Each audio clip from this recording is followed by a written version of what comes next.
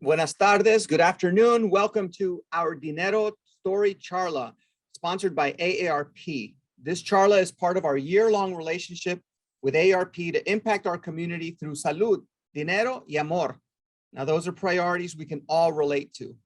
Today, we're going to hear from experts and our community, who are experts as well, on the Latinx perspective on how money impacts our financial resilience, how we plan, how we save, and boy, do we know how to spend, especially in my household. So before I get started, I'd like to remind all of you joining us that we have a chat and a Q&A feature, and they are enabled. So we want everyone to join us. These are supposed to be as interactive as possible. Just make sure that you send your chats and questions to all panelists and attendees so we can all hear you. We are thrilled to welcome Jen Hemphill, who I understand is right here in the DMV. She is a military spouse, a proud bilingual Latina who helps the busy career-oriented woman become la reina, the queen of her money, and love her dinero more. She is a Latina money expert and AFC, which is accredited financial counselor, an author, a speaker, and hosts her Dinero Matters podcast. Her Dinero Matters is an award-winning podcast focused on the advancement of U.S. Latinas to minimize the gender wage gap while creating a healthy, confident conversation around money. And we're not always comfortable doing that. So I really, really appreciate Jen's leadership in making sure that some of those walls are broken down. She has been featured in publications such as Forbes, US News and World Report, Oprah Magazine, Good Company Magazine, and NPR. Thank you for joining us, Jen. Thank you so much for having me. It's really an honor to be here with y'all. It's a Friday afternoon. I hope that you are excited as I am to talk about money. It's one of my favorite topics. So let's get started. I grew up with the following thought playing in my mind on repeat. We don't have the money. No tenemos el dinero. This photo was actually about 2 years when we arrived to the US, but my dinero story didn't start there. It started earlier. I was born in Bogota, Colombia. I lived there till I was about 8 years old. And during that time, I watched my parents work really hard and struggle financially. Both my parents, mind you, were the first generation college students. And even with an education, my dad, otherwise known El Gringo in Colombia at that time, struggled with employment. I saw him doing a ton of things on the side to make money, from pumping gas, baking, and selling those baked goods, and also selling encyclopedias door to door when that was a thing, teaching English as a second language, and later on launching a business. It was a restaurant/discotheque, which I was super pumped about because I love dancing, but that didn't really quite take off, and that led to a lot of debt. These struggles compounded and eventually led us to leaving mi querida Colombia for the US of A and starting over. You, like me, have probably a similar story as a Latinx, a story of hard work, sacrifice, resilience. And although financially, things continue to be difficult, we never went without. We were always taught to be grateful for what we had and for that plate of food in front of us, right? So I went on with my life without giving that past struggle my parents had much thought. So time passed, and I found myself focusing my time and energy on making money and becoming good at managing those finances. Over time, I succeeded, fortunately, y yo estuve orgullosa de mí misma. I was darn proud of myself. But back in 2010, something was off. My husband and I, my husband was deployed. We had been married 10 years, and we were living in New Jersey. I couldn't help but feel like we weren't progressing the way we should. But for my husband and I, you see, travel is a big deal for us. And we were depleting our emergency funds to travel. No joke. This is the truth. We weren't creating new debt, but we also weren't paying off our old debt. In other words, we were literally paying those minimum payments. You feel me? And I really felt discouraged and stuck. But what I realized was that that old story was still playing in my head. We don't have the money. No tenemos el dinero. I hit a low moment. I felt a lot of shame, guilt. Family and friends around me saw me as having it all together, especially with the finances. They even came to me with their questions. They wanted guidance from me because they saw me as a great money manager. But yet behind closed doors, our finances weren't as good as people imagined. And to top it off, I was studying to become an accredited financial counselor. So talk about the shame and guilt that I felt. I literally wanted to curl up in a closet and hide. Fortunately, I got over my self-pity over time, and I realized I needed to do something about those stories that I kept hearing on repeat in my mind. Next slide, please. I realized that the stories I created as a child in Colombia were still impacting me. I learned that we recreate our past money stories in the present, meaning we are repeating those cycles. It's like repeating family history, whether good or bad, only this time it impacts our money. We all have a money story and it impacts our financial life. Next slide, please. So what influences our money the most, and how do we change our money story? I'm going to talk about that and share some guidance around this. What influences our money the most is our mindset. The mindset influences our behavior and in turn, how you manage your money. Your mindset is shaped by our experiences, memories. It can be something you saw or heard. Think about money as the foundation of your home, or as I call the money headquarters for our finances. When you go to buy a home or a house, one of the things you want to look at, or you typically look at, is how sturdy, if the foundation is good, if the foundation has any issues, right? The foundation of a house is equivalent to our mindset. So if the foundation of the house you purchase has issues, you're always going to have some sort of problems with the house. It's not to say that the house is going to come tumbling down.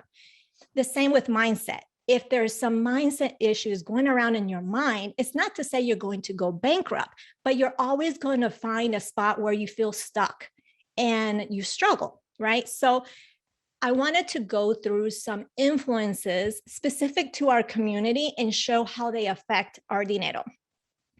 The first one is something we hear quite often. Si Dios quiere, if God wants it. Si Dios quiere, we'll pay off our debt next year. Si Dios quiere, we'll get a raise. Si Dios quiere, we'll take a trip. Of course, it's great to have faith, but that's not the only thing that we need to achieve our financial goals. Because if we don't add those action steps for those goals, we're failing to plan and we're failing to save. So faith is great, but it's not the sole answer. The second thing is we have this guilt of having more. I know I've had, where we are in a better financial spot than some of our other family members. And all of a sudden I have this guilt of having more. I have this guilt of when I go and purchase a thing because maybe a family member in Colombia can't do that financially. And because we typically hear, like I heard, hay que estar agradecidos por lo que tenemos. We should be grateful for what we have. So you may be hearing in your thoughts, you have a roof. What more could you want? Or you have a roof over your head, I should say. Why would you want more? You're being greedy. Those might be some thoughts running through your head. I know I've had them. But the fact is that there's nothing wrong with being financially better than your family. You can be of influence. You can be of example, right? You can also really be obviously in a position to help if they need it. if you have a plan for your money, a budget, there's nothing wrong with splurging on yourself, especially when you're planning for that, planning for those budget items. So we shouldn't feel guilty of having more. We should just be proud that we've been able to build up on our family's legacy, or our family's the family situation that was before. And the third thing is we tend to fail owning our strengths. We as Latinx in our community, we have great financial resilience. And I can guarantee each one of you here has overcome a financial challenge or two or three. But the fact of the matter is that we don't own, or we don't acknowledge that strength. Instead, what we tend to do is that we automatically think that we're bad with money, instead of acknowledging the great things that we do with money. We don't celebrate those accomplishments. And so all that to say that we need to own our own strengths, because we are financially resilient. Because financial resilience essentially is just having that strength to be able to pick ourselves up and move on when things are tough. Now let's talk about how to change our money story. The first thing is you want to acknowledge your past money story. So I hope that in me sharing my story, I hope that it sparks some memories within you of some of your money stories, some of your past money memories. And one of the ways to acknowledge the past money story is not just to think about it, but to actually write it down. There's a lot of power in writing, because when you write those things down, you're going to gain more clarity. The second thing is you want to ask yourself how that story is showing up in the present. Remember, I shared with you that in my experience, I was recreating some of those past money stories. So you want to look at the past money stories that you wrote down.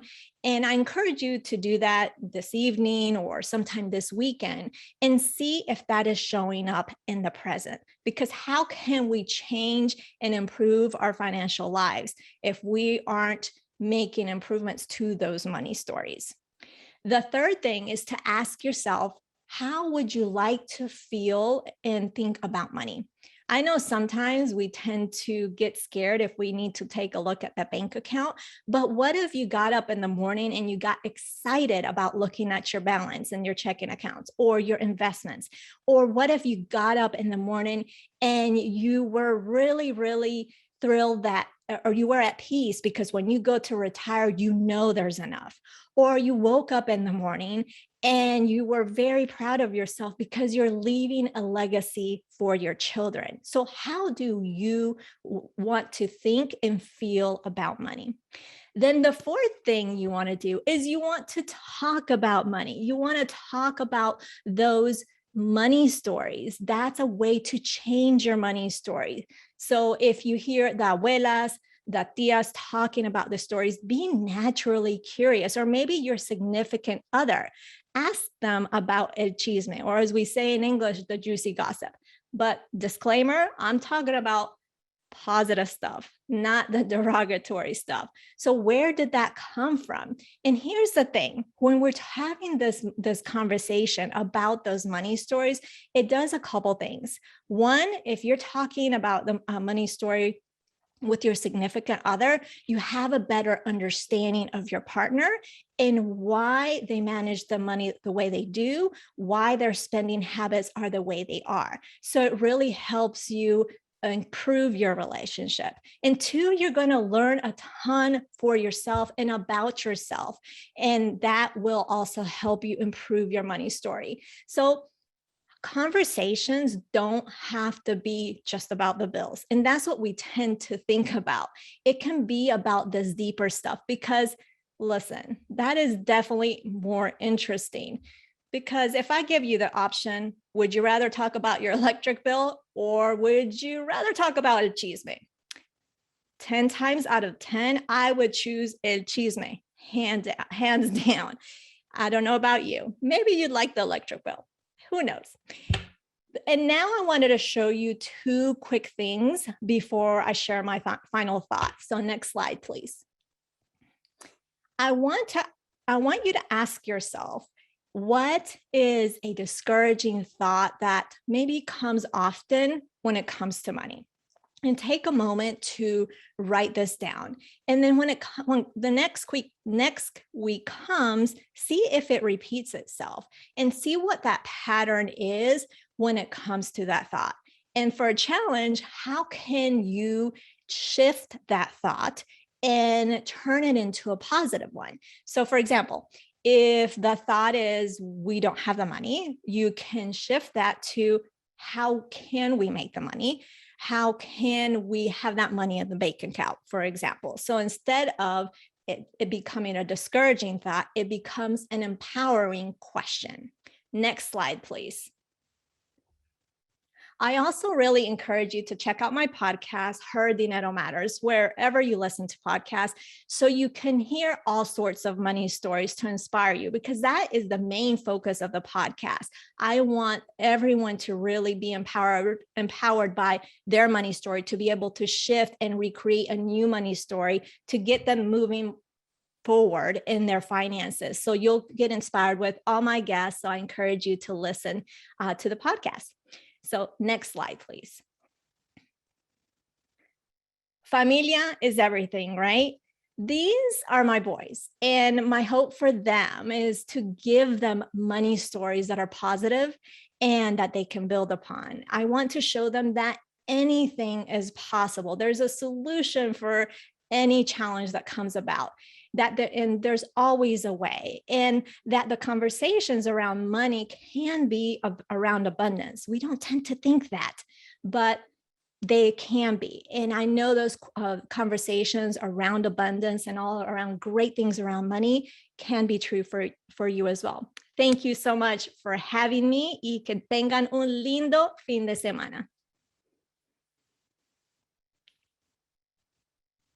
Thank you so much. And it's always important. It's about the mindset. That's so good, because everything else goes from there. So now I have the super pleasure of introducing our moderator to our Dinero Story Charla. She is a veteran of Charlas. She's my friend, fellow University of Maryland grad, who's also of Paraguayan descent, Veronica Bedon. She is the Senior Advisor for Diversity, Equity, and Inclusion at AARP. That is a huge job, and we appreciate her presence. So take it away, Veronica. Mil gracias. Thank you, Tony. I love being here with you. Thank you so much. And my son's name is also Antonio, because my dad's name is also Antonio. So I have a special place in my heart for Antonio. Tocayos. Yeah, so thank you so much for having me. It's such an honor always to be participating in the Hispanic Heritage Foundation Charlas on behalf of AARP. So I get the honor of introducing and going to our speakers, and I am very excited to introduce our first speaker, Josh Lopez. He is a CEO in Washington, D.C. of Lopez and Associates. So Josh, if you're here with us, we will hear from you next.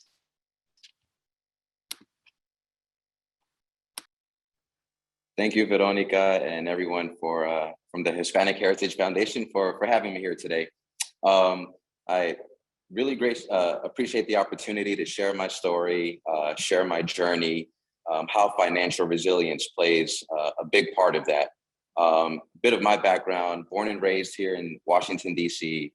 My parents immigrated from Guatemala, and so our family's been in D.C. since the mid-'70s. Being the first generation college graduate was a big accomplishment for our family in terms of achieving the American dream.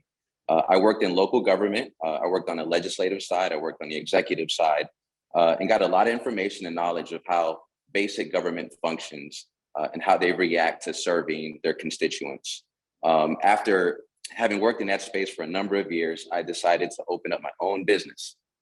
And the reason I did that is because I viewed economic success and equated that to financial freedom, having the opportunity to provide for your family, and really move up in American society.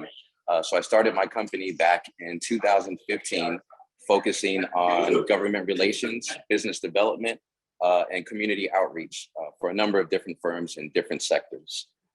It's been an amazing journey. And if you look at statistics across the country, especially our community, the Hispanic community is the fastest growing small business community in the US. So I think that really speaks to people understanding that starting your own business is an incredible opportunity to achieve economic success in this country.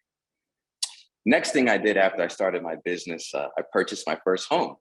And that really got me into the mindset of understanding how assets work, the importance of credit, why it's important to hold on to property, acquire more property, and then build credit off of that. So I saw that as an opportunity to really grow generational wealth, thinking of my children one day, my grandchildren one day. This is something I can pass on to them. So I started a real estate division in my business, and we now deal with over $2 million worth of real estate assets in Washington, D.C. So it's been an amazing journey. And of course, when you start your own business, you make mistakes, you learn from them, you continue to grow. And most importantly, I think with entrepreneurship is getting a good accountant. So making sure your numbers are in order, you're filing your taxes, you're doing everything on the financial end to continue to grow the business. And then one more thing I'll leave you with today. We talked about starting your own business, the importance of home ownership. Next thing, investments into the future. I'm a big proponent of cryptocurrency. I see it as a new technology that's emerging, that's creating financial wealth for a new generation of investors. And now you're even seeing countries go towards a direction of making it legal tender. So it's an important aspect that we should all look at in terms of building generational wealth. I'm sorry, guys, I'm at the airport right now, so please do not mind the noise in the background. But long-term investments are important when you're talking about running a business and being able to pass it on to future generations. Thank you so much for the opportunity to share my story, and here to answer any questions folks may have. Thank you.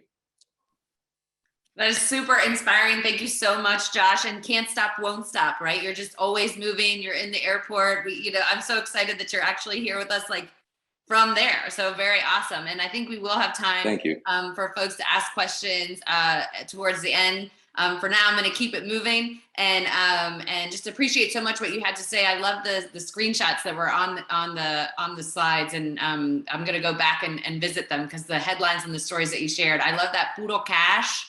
And just the opportunity that you saw in terms of home ownership. I'm actually a millennial that bought a home last year in the middle of a pandemic, and as a Latina, something I didn't know, and as a millennial, didn't know might happen for me, right? And so really, really excited. Congratulations. Thank you that you saw that opportunity.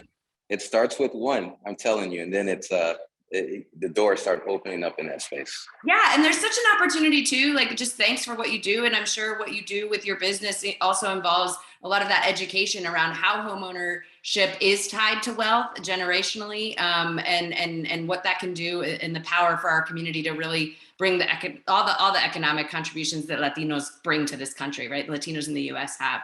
So with that, it is my pleasure to introduce our next speaker, who I like to call a friend also, Abisapote. Abisapote is the senior advisor to the commissioner at the Social Security Administration. She is such a poderosa and one of my sheroes and inspirations to me to really understand better the future of my money. So let me go ahead and hand it off to you, Abby. Thanks for being here with us. Thanks so much for the great introduction, Vero. You are also consider you one of my really good friends. So I'm so happy to be here with HHF, which is also another one of my favorite organizations who hosted my previous organization in their offices as well. So just to give you guys a little bit of background about me, I was born in Mexico. I came to this country as an undocumented kid. I was undocumented for about 15 years. And for me, when you think about a social security number, that was honestly my life's dream. That there's so many opportunities that our undocumented family, doesn't have because of those 9 digits number. And so to have the opportunity to work at the Social Security Administration is actually very much a dream come true. Part of the work that I did previously was actually working on ensuring that Social Security benefits were there for all of us. So it's great to be able to provide you all with a bit of a great overview of why Social Security is so important to all of us. If you can go to the next slide, please. So as this slide states, our agency is here with you throughout your life's journey, starting out when you have children. As you know, that first step is getting that Social Security card for your child. And actually, a fun fact, our agency actually gathers all of the baby names for that year based on all of those registrations that come through the agency. So if you don't want to buy a baby book, you can always go to ssa.gov and find that information. Secondly, this is also important for new immigrants. New immigrants also receive a Social Security Administration when they when they get status here in the United States. It's another way that we touch your life at the beginning of the time that you are in this country. Additionally, one of the items that it doesn't show on here is actually when you first get a job. I know that all of us, take a look at our first paycheck and you're like, what the heck is FICA and why are they taking my money, right? But that's actually not the case. Social Security is an insurance program. It's there to ensure that you have a retirement baseline when you stop working. And so that benefit that gets taken out of your paycheck is actually there for your parents, for your grandparents, and eventually yourself. And moving forward, it's also there for your children as well. So it's part of that social contract that we buy into when we're either born in the country or come to this country as well. Additionally, Social Security is there for you when you get married. So if you want to change your name, it starts by going to the Social Security Administration. This also ensures that you, if something happens to your spouse or something happens to you and you become disabled, there is also an opportunity to get disability benefits, survivors benefits. And so that's something really great that you can also have access to through Social Security. And other benefits is in addition to benefits to your children as well. And ultimately, Social Security is there for you and millions of others to secure their retirement. So as you can see, there's a lot of folks here in the pictures. And I think that as we think about, as Josh mentioned, what we leave behind to our family members, what we want to have there for ourselves when we retire, Social Security actually provides about 50% of retirement money to Latinos across the country. So essentially, that actually ensures that Latinos across the country don't retire in poverty, which is something that obviously is very, very important. And of course, important right now as we still come out of this pandemic. And one of the most important pieces, I think, is that people know of Social Security, but they don't really know how to access Social Security benefits sometimes. So if you go to the next slide, I want to provide all of you with some really great information. I want you all to know that we are here to provide those additional benefits for you. And so you can schedule an appointment at the number listed in the screen, 1-800-772-1213, which I think is just really important, especially because you can also schedule an in-office appointment by utilizing that phone number as well. And I know that one of the tough topics that we don't talk about, whether it's within our families or just as a culture, is what happens when someone passes away. And I think that that's been more important right now during the pandemic, because we know that our community has suffered a lot of losses. And so if you know of anybody that has become disabled or has lost somebody because of the pandemic, please feel free to share this information. I'll also include it in the chat. Because not only does this provide benefits for an individual, but also for children as well. If that person who passed away or has become disabled has children, those benefits are also there for them. If you go to the next slide, please. And another really great resource that we have available is to create a My Social Security account.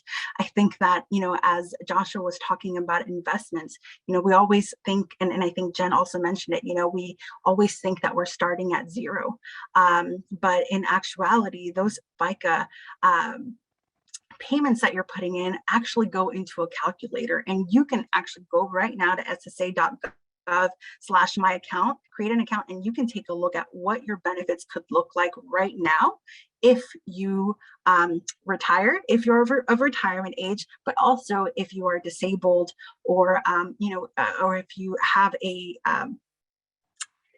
spouse that passes away or anything like that, that information is there.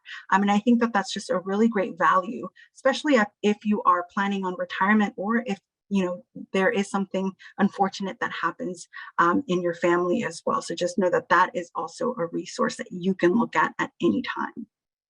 Next slide, please. And as I talk about those benefits, here is an example of what that Social Security statement looks like. Again, this is the information that you would want to take a look at. I know that I'm the one that's helping my family retire. And so I'm looking forward to my mom getting access to her statement as well. She still has a couple of years to go, but I know that this is going to help my family really provide that that future that she wants, to make sure that she can be comfortable after she retires. Next slide, please. And I know that some of this information is so, can be difficult to think about at times, or to think of us as an agency that provides all of this information for you, but you can always follow us on social media to get updates on what we're doing in the field, what we're doing in respect to diversity, equity, inclusion, and accessibility as well. We're definitely taking that as priority items right now. And there's always new updates that we're sharing with communities, including our Populations Facing Barriers initiative, and ensuring that we're providing as many resources as possible to various communities to ensure that they know that we are here for them as well. And I feel like there's so much more that we do, and I will share some of these resources in the chat. But it's a pleasure to be here with you all, and honestly, it's a pleasure to be able to, pursue this mission as an advocate, now turned federal worker for the time being. So I'm just excited to be able to share these important resources with you all. Thank you, Abby. Thank you for your service. You are a civil servant, you're a public servant. So thank you so much for everything that you do with the Social Security Administration, and especially the outreach that you're able to do, and what it means for us to see a Latina in leadership in federal government. It's great. It's great to see. So thank you so much. All right. So next we have Claudia Delgadillo from Nashville, Tennessee. She's at Peabody College at Vanderbilt University, pursuing her Master's of Education. Claudia, please take it away. Hi, Veronica. Thank you so much for the introduction. HHF and AARP, thank you guys so much for having me. I am honored to be here and share with you guys a little bit about my story and how I did some financial planning for higher education while I was both undocumented and then later a DACA recipient. So my story began when I was 6 years old. My family made the decision to come to the United States. And I was undocumented in America for 14 years. One of my dreams was always to get a higher education. So when I was a junior, senior in high school, the conversation started with my counselor. And they said, Claudia, what are your plans? What do you want to do? And I said, that's easy. I want to get a higher education. I want to go to college and get my bachelor's degree. But quickly I learned that because I was undocumented, that dream was going to be a little bit harder to get to. I started looking at the cost at a four-year university, and I realized that is a cost that my family could not afford. So I had to start thinking strategically about money, about cost for education. So with the orientation and the guidance of my counselor, who was also a Latino, and I'm super grateful for having someone like that at my high school, he said, Claudia, the alternative is let's get you into the community college. And I said, absolutely. That's a higher education. That's me still pursuing my dream. And it's going to be affordable for someone in my situation. At that point, I told my parents, look, I can still pursue my higher education, but it's going to be at the community college. It's going to be more affordable, but it's still going to cost us some money. So my parents, absolute blessing. They've sacrificed so much, and they took on 2-3 jobs. I was helping my mom cleaning houses, and my dad was a plumber by trade. So I would go to the jobs with him and just be his assistant, just to, make that extra cash to pay for my classes at the community college. The second year of my community college, President Obama then put forward the executive action for DACA or for undocumented children that came here as under the age of 18, then creating deferred action for childhood arrivals. At that moment, my life changed. I thought, okay, I am now a DACA recipient. I can work. I can make money. My parents no longer have to work all these extra jobs. So I took a job at a restaurant. I was working full time, going to school full time. And I was just going, and I didn't stop. Around that time, I also met my husband, and we got married. I then went on and I moved to the state of Georgia. At that point, I had already gotten my associate's degree from the community college. I moved to Georgia, and I was like, okay, the next step is I need my bachelor's degree. So I need those 2 more years, but how am I going to fund that? The funding was still an issue. I was in the process of becoming a permanent resident at that point, but I was still DACA, and I was like, where am I going to get these funds from? How am I going to make this happen? So I did the one thing. I got on Google and I just started looking up scholarships. And so this is where this comes through with the Dr. Pepper scholarship. So I looked up scholarships, and I came across the Dr. Pepper tuition giveaway. And it was, if you're a winner, you can get up to $100,000 for tuition. I was like, okay, yeah, whatever. And I told my dad about it that night. He was like, that sounds great, Claudia, you should apply for it. And I was like, yeah, I guess I should. I let it go on for about a week. So I was like, there's no way I'll be able to even attain a gift like that. And so a week later, my dad's like, did you already apply? And I was like, no. He's like, you need to apply. You need to get on that. And I was like, okay, Dad, okay. Finally applied to it. I just sent in a video and I told him in 1 minute why I needed the money. So I shared my dreams. I told him I wanted to work for government and I wanted to pursue an education in the law field at that time so that I could get there. 2-3 months after I applied, I get a call from Texas and they're like, hey, is this Claudia? And I was like, yeah. They're like, hey, we're calling from Dr. Pepper. And I was like, Dr. Pepper, what do you mean? I was like, oh, that Dr. Pepper. It quickly clicked. And I was like, yes. They're like, hey, we wanted to let you know that out of the 50,000 people that applied to this, we've chosen 20 and you're one of those 20. And we want you to come down to Texas and compete for $100,000. I was astonished. I could not believe. And I was like, absolutely, let's get out there.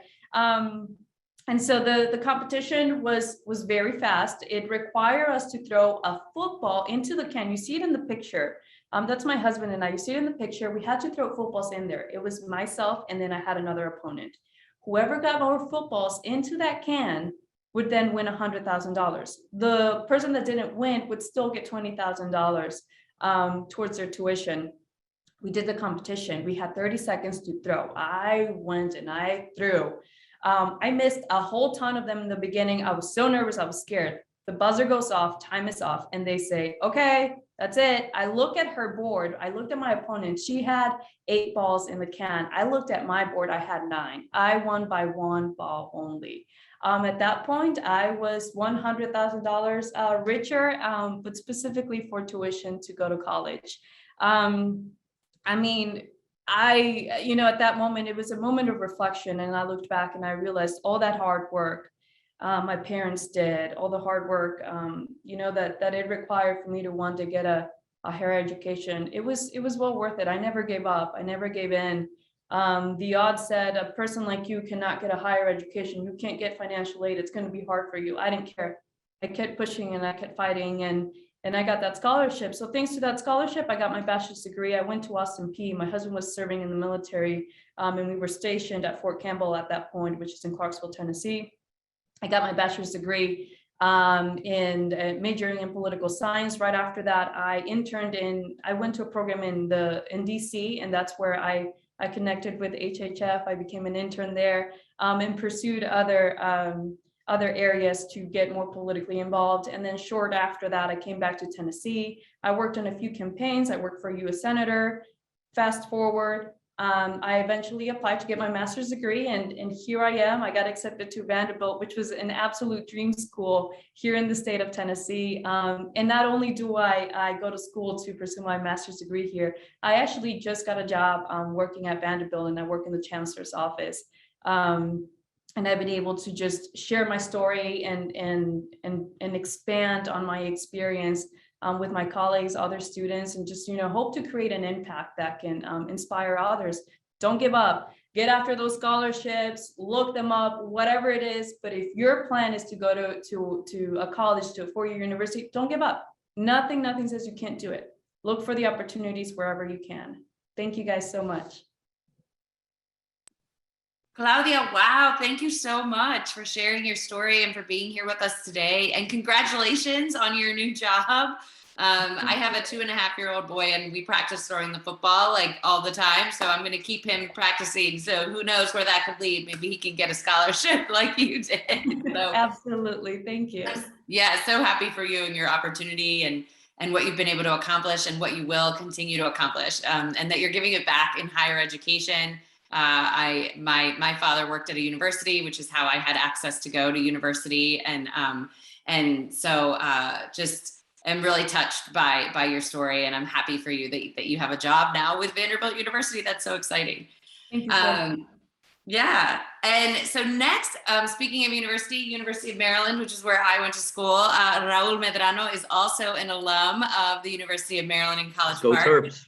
Yes, go Terps. He is the founder and CEO of Café Medrano LLC, and he is the and he's in Kensington, Maryland, so very close to me. So, yeah. Raul, thank you for joining us. Please go ahead.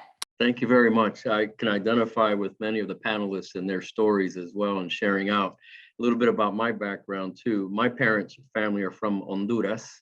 They came in 1961 to Washington, D.C. And my aunt, my dad's oldest sister, came in 1952 to Washington, D.C. So our family has been in the D.C. area for a long time as well as Latinos. And we've witnessed how things have evolved and changed throughout the DMV.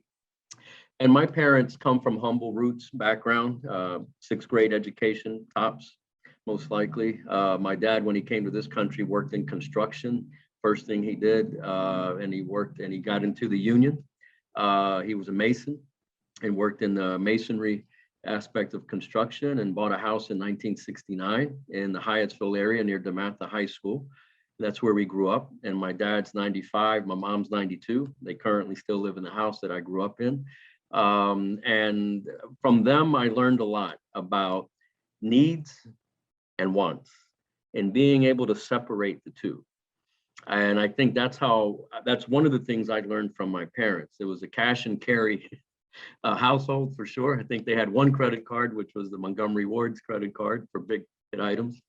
And so anyways, it was a different, I was the youngest of 5 as well. And but there were always limitations, right? There were no fancy vacations in any way, shape, or form. But we had a roof over our head. We had food on the table, and plenty of love to go around. And so I look back to those times with fondness. But at the same time, being first generation also, as many of you shared, getting an education as well. I graduated from Northwestern High School in Prince George's County. I'm a community college product as well. I went to Prince George's Community College because my counselor suggested that, as well as I transitioned out from high school. I didn't have the best grades. I was distracted a lot with other things going on, but at that time, I did the community college gig, and that's where I really learned how to study and focus a lot more in the community college, and saved a lot of money by going to the community college. And I highly recommend that to a lot of our Latino families. And then transferred to the University of Maryland, where I graduated from College Park, majoring in business. And later in life, in my 40 plus years, I got my master's degree from Johns Hopkins University as well, Carey Business School. So I've always been in a Maryland higher education environment in some way. And those are the, background aspect of things, of education, and finding something for those of us that have kids or are looking to have kids. College isn't for everyone as well. And I think we need to be honest with that.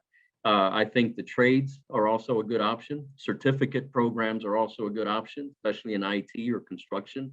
College isn't meant for everybody. And I think when I talk to young people in particular, I often advise them as such.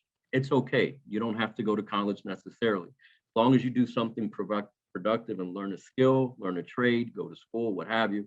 Those are important things to do. I also manage and instruct in a program in Washington, D.C. at an adult charter school for adult immigrant English language learners of Carlos Rosario.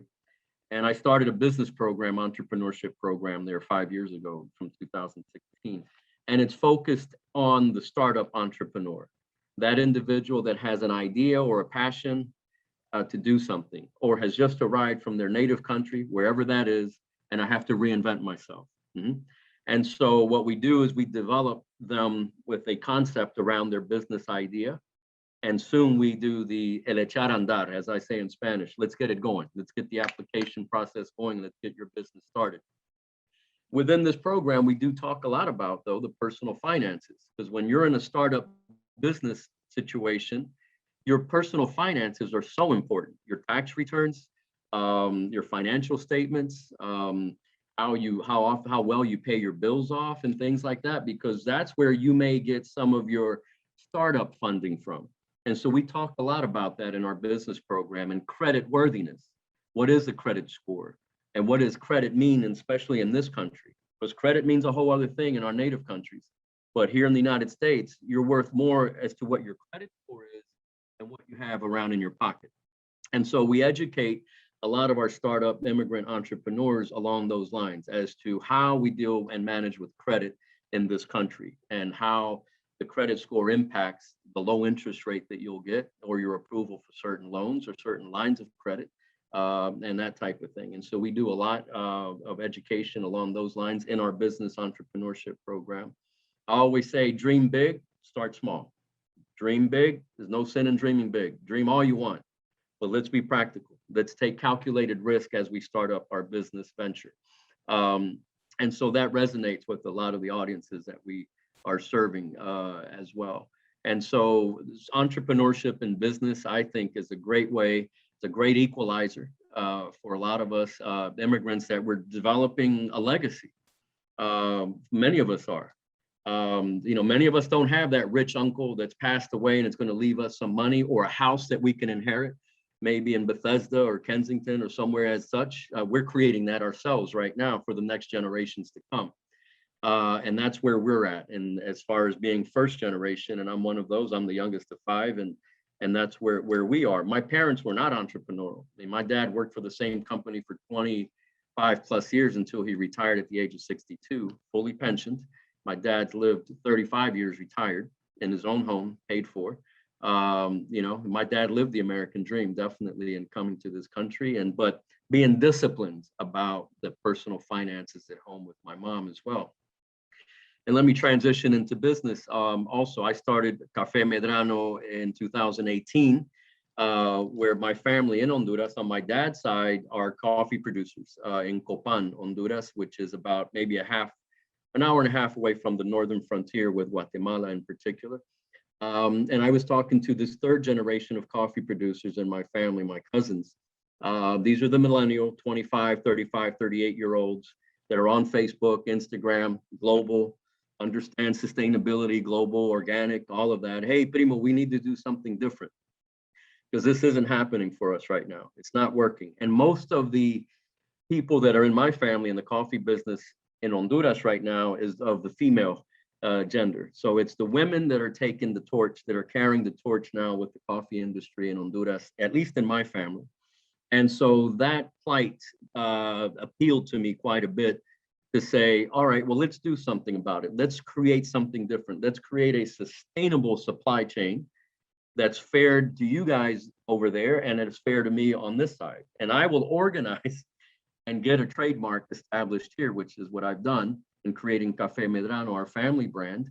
And it's a sustainable operation where I'm purchasing coffee straight from my family, fair trade, and also importing that coffee in great quantities, and for me at least, and roasting it locally in the region. And we distribute via farmers markets or online sales, distribution in different ways that we're looking at doing this. But aside from all of that, the passion and the energy with my cousins and family in doing this as a family owned and operated business is very rewarding. It is a labor of love, there's no doubt. You're dealing with family, you're dealing with cousins, you want to be transparent, but it's also helping us all manage our finances in a different way as a family. And as a small business, your credit score and your history and your finances are important, because then you may need a micro loan, you know, and there's plenty of micro lenders in the DC area, such as Life Asset, LEDC, Latino Economic Development Center, Hilltop Microfinance out of Georgetown University, WACIF, WACIF, which is another nonprofit organization, SBDC, Small Business Development Center. All of these are resources that are out there for microloans, anywhere between 2,000 to 5,000 up to 10,000 for a business operation to get started. That's seed money to help you get going. And we've been doing a lot of that with our business program and helping our businesses do that. And I've been a benefactor of these programs as well, even for my own business. And so access to capital, like I said, in this country, in this DMV area, access to capital and money is not a challenge. It's not an issue for the micro small business that's starting, but it's a matter of organizing your thoughts, your business idea, your business model. That's more important. Unlike in our native countries where access to capital and money is probably much more challenging than it is here. Here, they're literally giving it away almost in this area, especially after COVID with the grants that were awarded for a lot of small businesses that were really impacted, especially in food operations. You know, there was a lot of grant money that was distributed, but you know, you had to have done your taxes, registered your business, you know, have all your ducks in a row. So that's where my passion comes from, which is entrepreneurship, giving back to the community. I'm very much involved in the local community as well, and love to talk about these matters of entrepreneurship, business, finances, credit, and what have you, to help us all grow a lot more and have more of the boats lift up simultaneously. And so information and knowledge is power. And I thank HHF and AARP for allowing me to be a part of this panel, and look forward to working with everyone in the future as time permits. And thank you very much, and have a great weekend to everyone. Raul, gracias. So Thank you. resourceful, so much information there. I hope that maybe you can drop a couple of the resources that you mentioned in terms of accessing capital for anybody interested. If you could drop it in the chat. Yeah, if you could drop them in chat, I think that would really be helpful for folks. And I look forward to hopefully reaching out to you in terms of learning more about everything you have to offer in terms of orienting folks on how they can get on that path to resilience as entrepreneurs. So I love that. Absolutely. Thank you very much. Gracias. Thank you. And so next we're going to hear from Richard Felice. He's in Washington, D.C. as well, a student and entrepreneur at Liberty University. Richard? Well, good afternoon, folks. First of all, I want to thank each and every one of you for being here today and for the opportunity to share some insights with you about business and entrepreneurship and my experience. I grew up in Dominican Republic and eventually moved to the US, and here I am chasing my career aspirations in business. So to get straight to the point, I have noticed that there are so many misconceptions out there about money, and that is precisely why I'm here with you today. I'm going to share and clarify a few of them. And in the first place, we have that money is a scarce resource. That is a trap. It's not. So when I was a kid, some of the things I would hear more often from my parents, especially, is I don't have a money tree, or there's just no money. So basically, I was taught that money is scarce and hard to get. Pretty crazy stuff. I had to learn everything, and I was taught, and then I had to relearn everything, basically. So now the truth is that money is not scarce in the first place, and most people just happen to be in the wrong vehicle. For instance, a teacher making $60,000 a year may not have the same financial freedom as a real estate investor with cash flowing assets, for example. So just keep in mind that you just need the right vehicle, and that's how you get on track to financial freedom. And second place we have that wanting to get rich is a bad thing. that you're greedy, that you're just like selfish, or you don't care about people. I'm sure many of you hear that very often. And it usually comes from people that are not as ambitious as you are. So I've been called arrogant and uppity several times, and then guess what? I don't even feel sorry for wanting more out of life, not even a little bit. So do you think that not being able to afford the things you and your family want, or having tons of debt, is cool? Of course not. So I want you to know that wanting to get rich is not about them, not at all. So it's not even about money. It's more about the freedom and all the possibilities that come with it. Money is just a tool. So finally, I wanted to share with you that this is very popular, and I'm sure you guys hear this very often from your parents, that you need to save money. And saving just for the love of saving will save you. It's not going to do so. And first of all, I have to say that inflation is currently eating your savings. We just reached a 13-year high rate of annual inflation of 5.4%. 5.4%.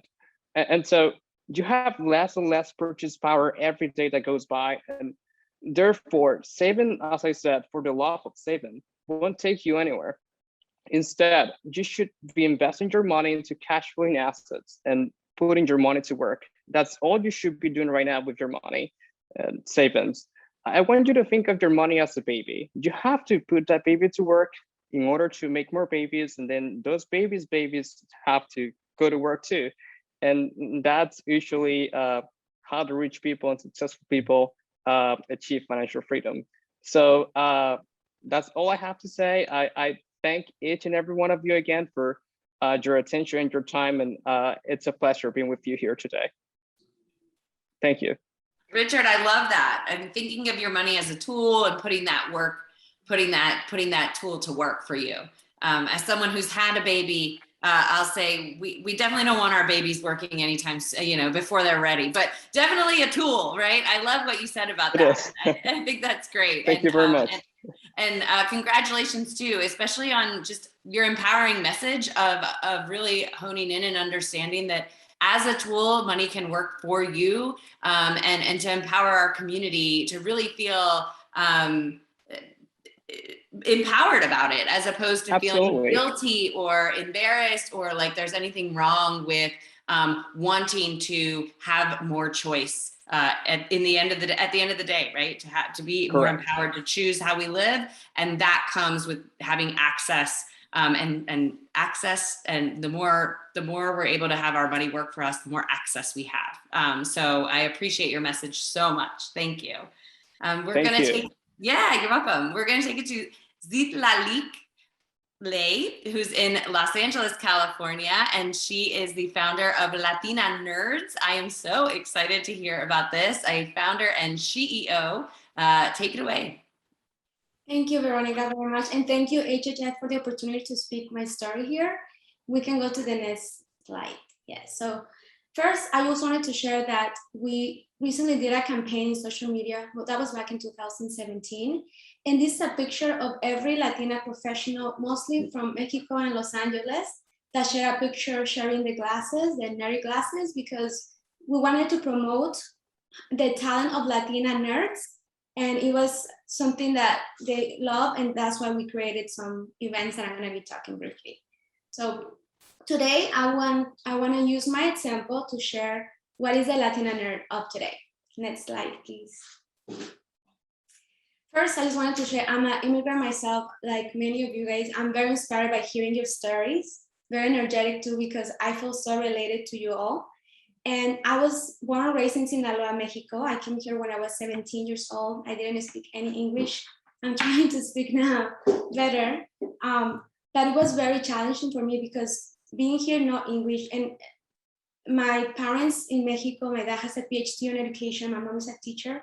I came here to study English and to have a better opportunity. But when I moved here, the immigrant life was very different than the life that I had in Mexico. I didn't realize how you can be treated here different than in your country. So that was very, for me, interesting. But I went to high school and college here. I actually went to a community college. And because I always liked sports in Mexico as well, I started doing sports. I started doing running.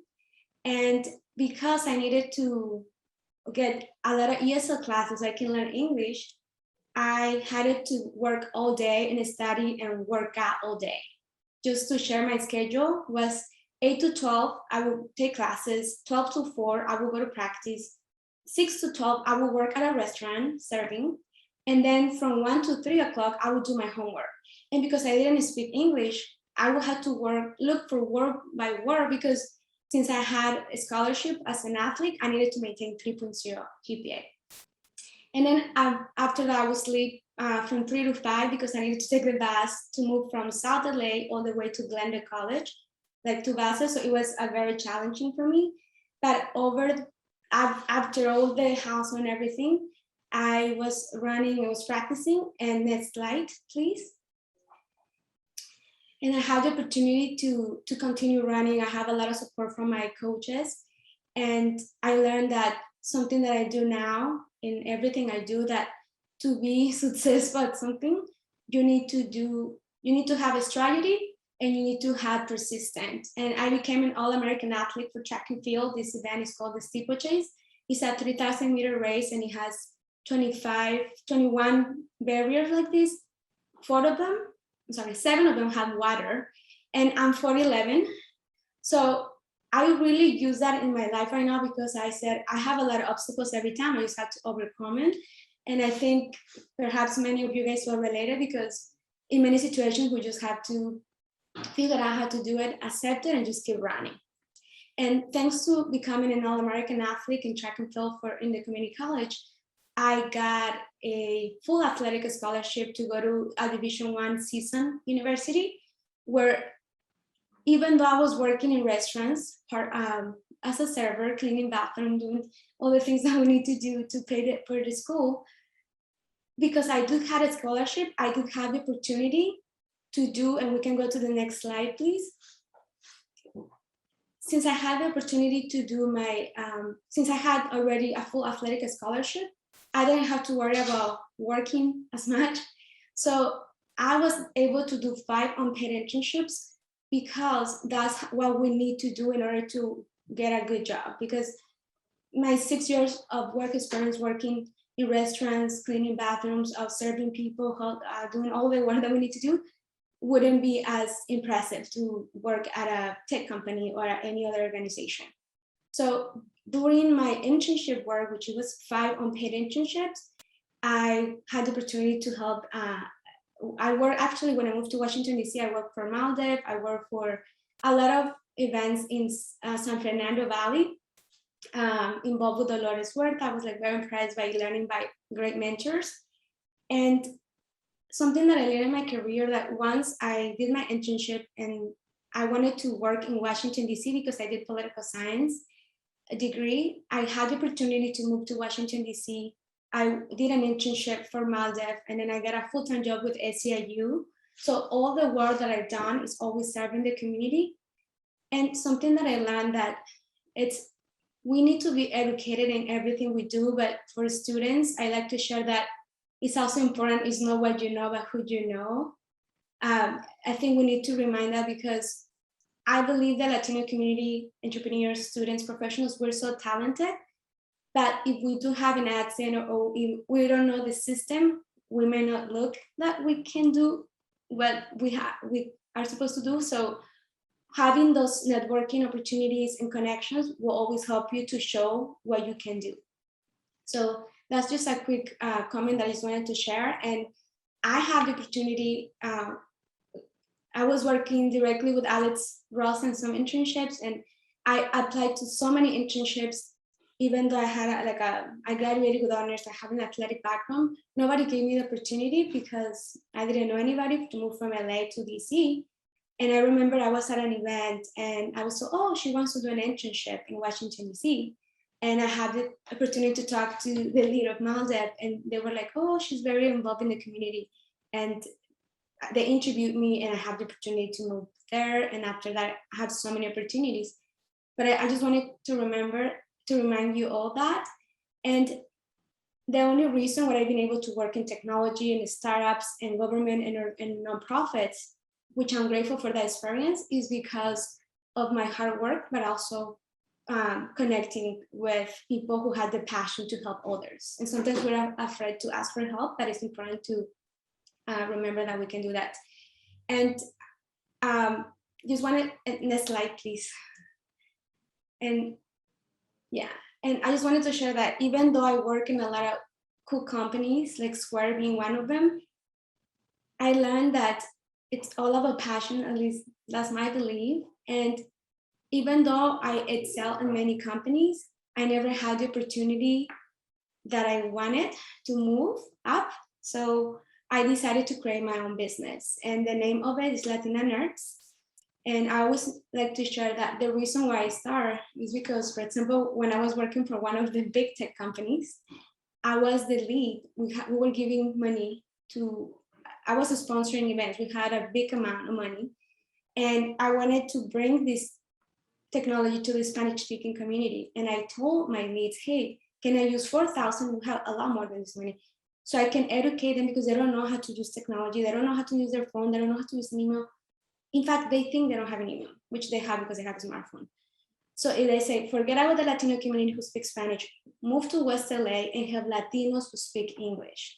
And I mean, we did because they're my boss. And we increased 25% nationwide in the users. We did great work, but same thing. I worked indirectly with other big tech companies and I brought Latinas and I told them, you need to help them one by one.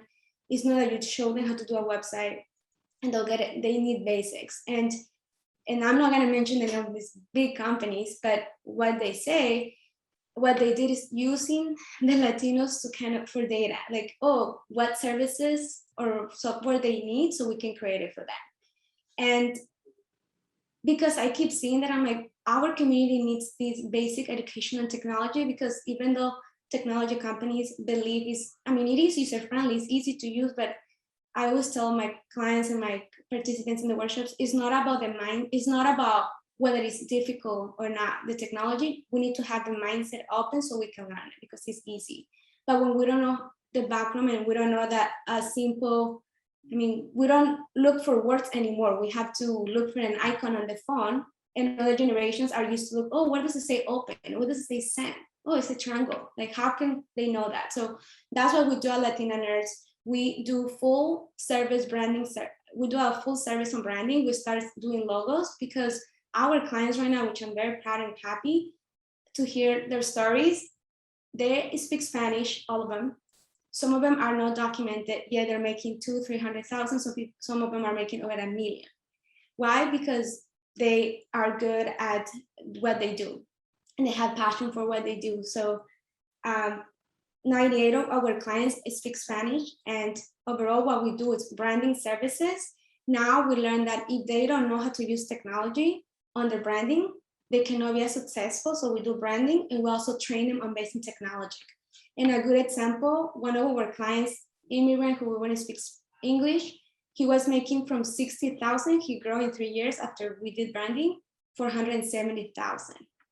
And he got a Kaiser as a client. So I really believe not only branding, so we can kind of give the tool or technology for Latinos, but the support.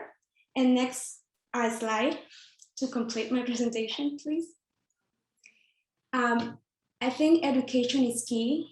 As I mentioned myself, I went to Glendale Community College, then I transferred to Season Bachelor's, and same as Claudia Delgadillo was recently accepted to USC to do my MBA, and they gave me a partial scholarship due to merits. That was the highest amount that they could, and I'm super grateful because going back to finance, even though my business is a self-funded business as most of my clients, because we don't know about these financial opportunities, I always tell people, even though we need to learn better, we know how to do something good, which is increase sales in our own, which is very valuable for a business that shows that it can be very successful. And because I didn't have the tools or maybe the resources, I decided to do an MBA at USC, which is pretty pricey, over 140 or 130,000 to get the education that I need. But as someone told my dad has a PhD in Mexico. They told him, if you guys want to make money, stop being a professor and have a business. But I wanted to share as well that a business is not easy. You have a lot of flexibility. It looks cool. You can be the lead, the CEO. But when you do, you have to remember that you might want to quit a job, like, oh, I want to quit my job from 9 to 5, because you're going to get a 24/7 business sometimes. So I just wanted to remember that it is a great opportunity, flexibility, you can make a lot more. But something that I learned as a business owner is that, yes, every year we were increasing revenue, which I'm very proud of, but I wasn't increasing profit, because I will increase and I will spend more. You just need a bigger team, especially when you do a service completely like ourselves and you don't implement metrics or KPIs. Or, if you don't have any metrics to measure that everything is doing correct, that we don't know those things. So now that I'm at USC, I'm super excited and happy that professors, students that are experts in the industry want to help us so we can educate our community, because education is key. But I would like to close this presentation just to share that it's not what you make as a business owner, but what you keep. And for in general, to be someone that you've never been, you have to do something that you've never done. Thank you. I love that. Thank you. Latina nerds. I want one of these stickers for my laptop. It's so cute. Thank you. And congratulations. And I love what you said, that it's not about what you make, it's about what you keep.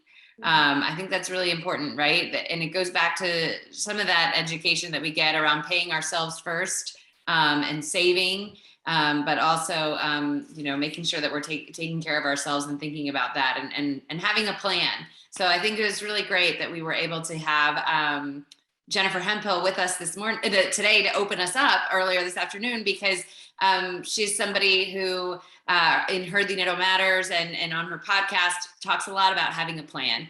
And so I want to open it up for questions for anyone who might have a question. I saw some conversation in the chat, and I don't think it actually went to everyone, but Josie Josie Cortez put in some comments around education and the importance of education and financial literacy. And my dad actually is somebody who's always said to me, I don't know why they don't teach this to you in high school. Like, this should be part of your public high school education, like financial literacy, learning what credit is, learning those things.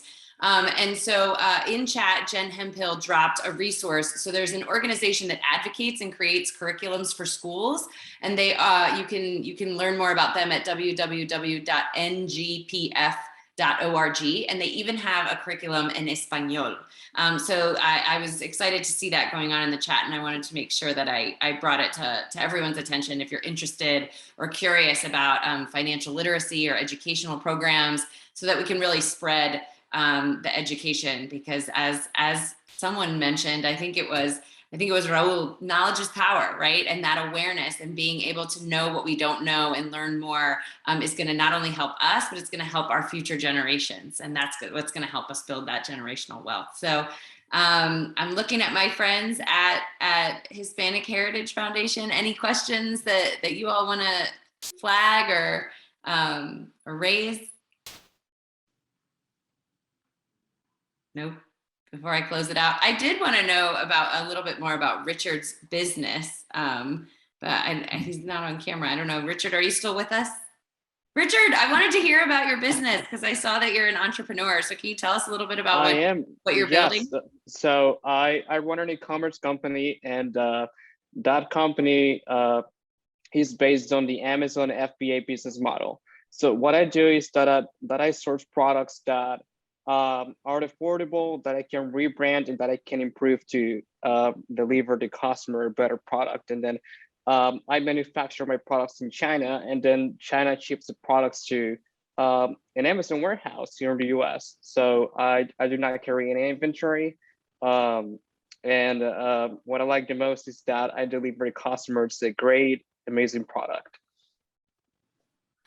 That's great. Thank you. Congratulations. You're welcome. Yeah, it's awesome. Well, if it's okay with everyone. I see some other resources that are in the chat. I also want to plug that Hispanic Heritage Foundation is going to share all the resources that have been shared here today.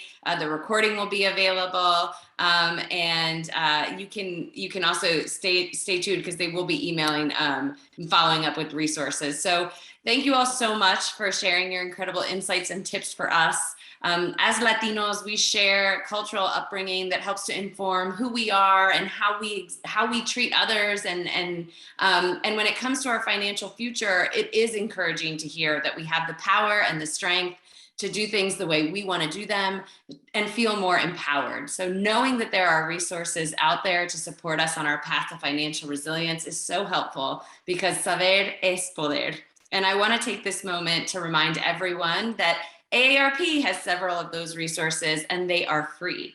AARP is dedicated to helping all of us choose how we live our lives as we age, and that's why our Hispanic Latino outreach is focused across the 3 key areas of our life: our salud, dinero, y amor. And something that I have been waiting to sing from a mountaintop this year is that AARP's Moneymap is now available in Spanish. AARP Moneymap is a free online tool that helps you build a step-by-step financial plan and manage paying down debt. This tool is available to anyone 18 and older, and all you need to do is head to aarp.org/moneymap to get started. You answer a few simple questions, and it will formulate solutions for you based on your situation, from how to reduce your interest cost based on what you owe, to directing you to financial coaches, local organizations, and reliable funding sources to help you manage your debt. And we have a video that explains the tool. I'm going to go ahead and drop it in chat for those of you interested in the Moneymap tool. If you're looking for up-to-date information and expert advice on finances in general, you can visit aarp.org/money. Here, AARP covers everything from how to increase our retirement savings to properly budgeting.